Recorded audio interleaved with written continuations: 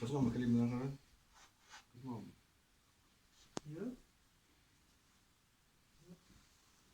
Her şey bir ihtimal lazım. Tamam da tutturan. Ben başka şu mu lazım?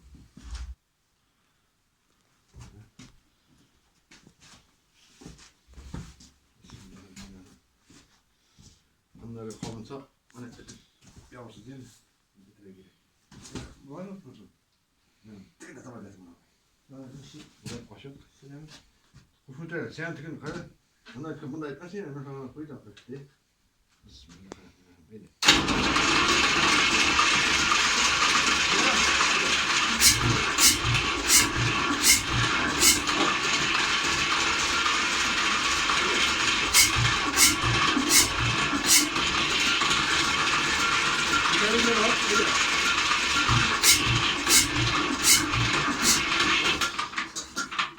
İçeride var.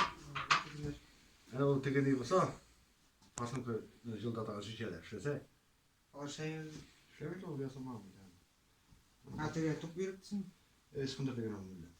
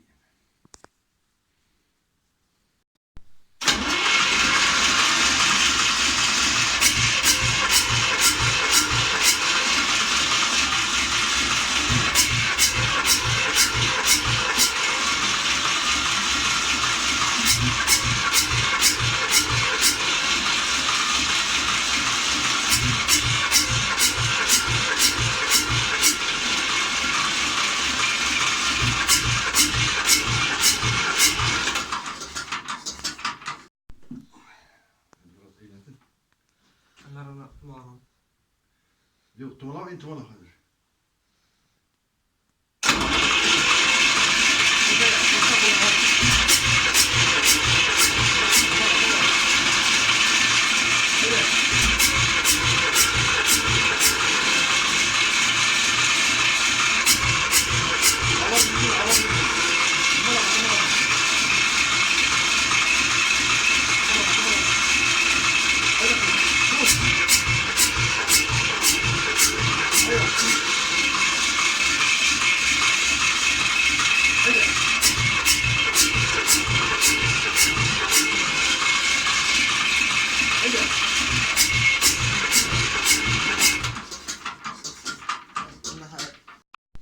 Onu da tatlı benim. Onu gideceksin de sündüresi mi? Hı hı. Olmuyor oğlum.